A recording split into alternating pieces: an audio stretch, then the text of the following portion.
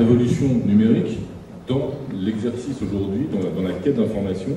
Dans quelle mesure est-ce que la révolution numérique a contribué à délégitimer, en partie, en tout cas à secouer, à bousculer, à délégitimer la profession, en particulier la profession de journaliste, et quelles leçons en tirer, et comment est-ce que le journalisme et la recherche de l'information, avec la véracité que ça suppose, etc., doit tirer des leçons de cette révolution numérique? D'abord, je pars d'un postulat élémentaire qui consiste à dire que pour ne pas être guidé par les outils, il faut apprendre à les maîtriser. Donc, maîtriser tous les outils, y compris celui-là. Donc, oui, dans la gamme de la recherche, de la validation, de la vérification de l'information, il est de notre devoir de nous initier à ces techniques, et également, puisque j'ai l'insigne honneur d'enseigner dans deux instituts de formation de journalisme, l'École supérieure de journalisme de Lille et le Master journalisme de Sciences Po, d'adapter ce que l'on fait d'ailleurs chaque année, les programmes, à l'acquisition de ces savoirs. Ayant dit cela, et sans que mon propos soit teinté du moindre corporatisme anachronique, ce que je vois dans les enquêtes que je conduis, dans les reportages que je fais, donc en règle générale dans les zones de conflit, sur la planète Internet, c'est 90% d'approximation, de propagande et de désinformation, et 10% d'informations utiles. À mon sens, l'un des plus grands mythes suicidaires des médias d'aujourd'hui, c'est ce fantasme du tous journaliste. Eh bien non, je suis au regret de vous le dire, le journaliste est un métier, ça s'apprend, on apprend à repérer les signaux faibles, mais on apprend aussi à les analyser. Parce qu'il peut y avoir un SDF de plus aujourd'hui qu'hier, mais peut-être tout simplement parce qu'il a pris le métro pour aller voir son copain. Donc je veux dire, j'ironise évidemment, je caricature, mais ce que je veux dire par là, c'est que l'observation de phénomènes latents comme celui-là ne vous donne pas la matière d'un article pertinent en soi. C'est-à-dire que le travail de recoupement, les exigences classiques de rigueur et le fait malgré tout d'être là d'où l'on parle reste à mon sens des impératifs incontournables. Et une de mes hantises, mais c'est celle de toute la corporation, je déteste autant le mot que la chose, mais à laquelle je m'honore d'appartenir, c'est que aura-t-on encore demain, on parlait des évolutions capitalistiques des médias tout à l'heure, les moyens de faire ce travail-là? Je vous donne un exemple très simple. À l'Express, j'ai encore la chance de bouger pas mal. Je viens de passer 2 semaines en République centrafricaine, dans l'Ouest, dans l'Est, etc. Eh bien, figurez-vous que le pouvoir de décision ayant glissé de la direction de la rédaction à la direction financière, j'étais supposé rédiger une sorte de devis à la dizaine d'euros près avant de partir. Or, je travaille dans des zones où les 2/3 de mes dépenses ne donnent pas lieu à la délivrance d'une facture. Quand un milicien chambré jusqu'aux yeux vous revend votre passeport qui vous a piqué, vous ne lui demandez pas un reçu manuscrit. Non. Bon. Donc, ma réponse a été la suivante. J'ai, pour une fois que Christophe Barbier fait très bien, je refuse de me soumettre à cette règle. Là, comme il y avait une insistance particulière venue de l'actionnaire, si toutefois il est toujours à l'heure où nous parlons, eh bien, j'ai rédigé alors un devis, mais d'une précision, d'une méticulosité maladive, y compris le prix des barres céréales que j'emporte avec moi pour être autonome là où je vais.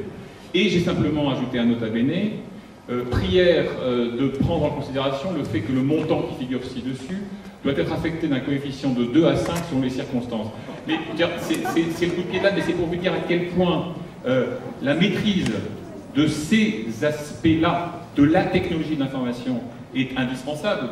Sinon, on va dans le mur, on est débordé. Mais que dans un univers où vous devez vous battre, un univers concurrentiel avec la gratuité, et pour moi la culture de la gratuité est l'une des grandes malédictions du moment. Moi, mon fils est né à 23 ans. Le simple fait de plonger la main dans la poche pour prendre 3,50 €, 4 € et acheter un journal, lui est totalement étranger. Et moi, je me souviens que dans nos cours de macroéconomie, on enseignait que la mauvaise monnaie chasse la bonne. Bah oui, mais la mauvaise presse chasse la bonne aussi, s'il n'y a personne pour l'acheter. Et donc, on est, au fond, aujourd'hui, dans un combat pour la survie.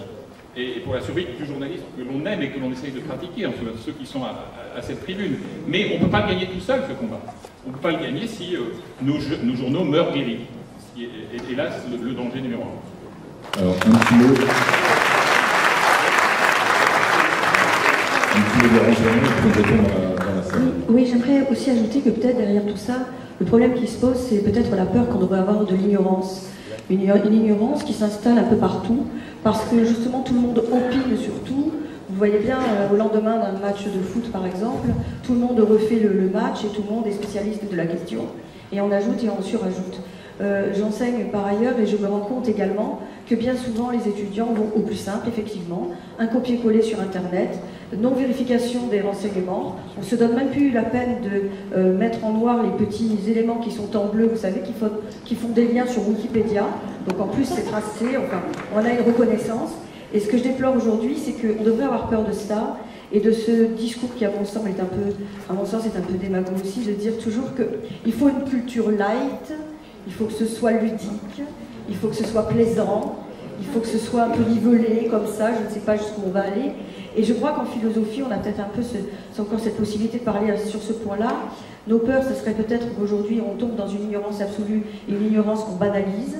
Je crois qu'il serait intéressant qu'on revienne à plus de vérité ou de véracité, plus aussi peut-être de rigueur dans ce que nous entreprenons. Et c'est vrai que, au regard de tout ce que vous avez dit dans le débat, ben, ça rejoint tout cela bien sûr. Et j'ajouterais peut-être par rapport à ce qui a été dit pour la peur à l'égard du politique, qu'il y a aussi une peur du vivre à crédit.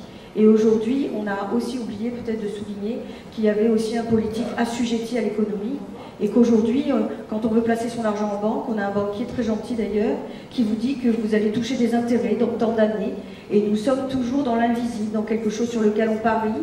Et la société aujourd'hui, ses peurs, c'est ça. C'est de ne pas parier sur les bons axes et finalement de retomber dans comme je le disais dans mon introduction, dans le monde de la caverne et dans l'ignorance. De liberté, même si effectivement on peut s'exprimer parfois dans les urnes, on a l'impression finalement que les choix que l'on aimerait faire ou qu'on aimerait se voir mettre en place ne sont pas forcément ceux qui vont être véritablement réalisés. Quand vous parlez de l'Europe, effectivement, ce qui aurait été peut-être relativement intelligent, ça aurait été que tous les pays puissent voter le même jour, la même année, avec un projet européen bien construit, c'est-à-dire dont le détail complet aurait été écrit. Et nous avons, pour ceux qui ont pu voter, parce que tous les pays ne l'ont pas fait, il y a des pays qui l'ont fait, mais il a fallu s'y reprendre à 2 fois. Donc pour certains, il y a eu un sentiment d'obligation d'en passer à l'Europe, avec une grande promesse que cela pouvait suggérer, c'est-à-dire non seulement on allait obtenir une sorte de sécurité financière, mais aussi une sécurité à l'égard de la possibilité de la guerre. On a joué effectivement sur un fond de peur pour poser l'Europe. Mais ce qui pose problème aujourd'hui, c'est que va-t-on faire de cette Europe qui semble pour certains partir un peu à volo? Comment remettre en place la question des souverainetés dans le multilevel avec tous ces pays qu'on a fait entrer dans l'Europe sans poser l'horizon, c'est-à-dire la limite ou la délimitation géographique de cette Europe? Ça interpelle aussi, je crois, beaucoup. Et puis la question aussi, dans l'esprit, effectivement, tout le monde n'est pas toujours, va pas toujours dans le même sens. Il y a des questions, et les questions à l'égard de la peur, eh bien, elles sont là. L'impression que finalement, les hommes n'ont pas toujours la possibilité de choisir leur destin. Et c'est ça peut-être l'impuissance ou l'aliénation. Envie de faire l'Europe et en même temps la peur de faire l'Europe. C'est ça être aliéné. Michel Cotta. Non, je voudrais revenir sur ce qu'a dit Elisabeth. Je comprends très bien ce que tu veux dire. Tu veux dire qu'on dit frontière et on dit repli, donc tu poses la question identitaire. Est-ce que si nous avons récupéré notre identité, est-ce que nous n'avons pas peur? Est-ce que si l'Europe n'existait pas et si les pays étaient restés tels qu'ils sont dans leur contexte, nous n'aurions pas peur? Moi, je suis très sensible à l'argument national, c'est-à-dire est-ce que la nation n'est pas le seul domaine dans lequel finalement on trouve des consensus et on trouve des interrogations?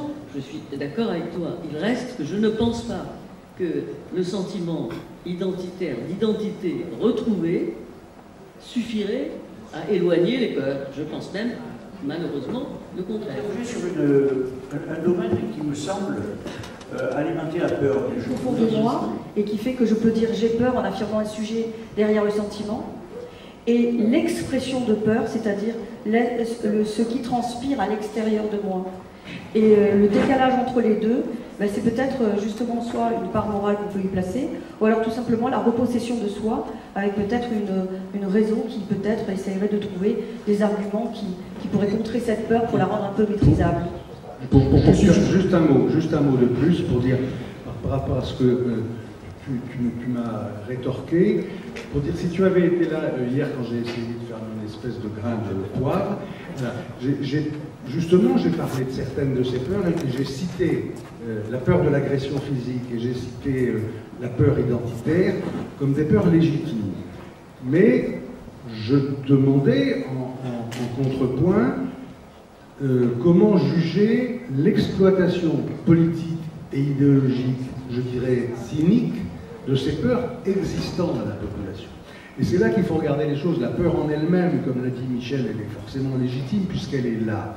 Le problème est de savoir ce qu'on fait politiquement, socialement, comme on dit, sociétalement, des peurs existantes autour de nous. Et pour poser une question qui va dans le sens de l'intervention de Roland, est-ce que l'une des difficultés pour répondre à cette peur identitaire légitime, qui est une peur réelle et qui est légitimée par les faits, n'est pas qu'on a, ou que les responsables politiques ont tendance à vouloir y répondre par un retour à une identité antérieure, immuable, stable, alors que la façon d'y répondre, et elle est beaucoup plus compliquée, est peut-être d'essayer de trouver ce qui change, ce qui mute, ce que sera l'identité plutôt de demain. Est-ce que c'est pas ça la réponse qu'il faut que les responsables publics doivent chercher? Tant entendu qu'un Français de 2014 n'est effectivement pas un Français de 1950 ou un Français de 1870.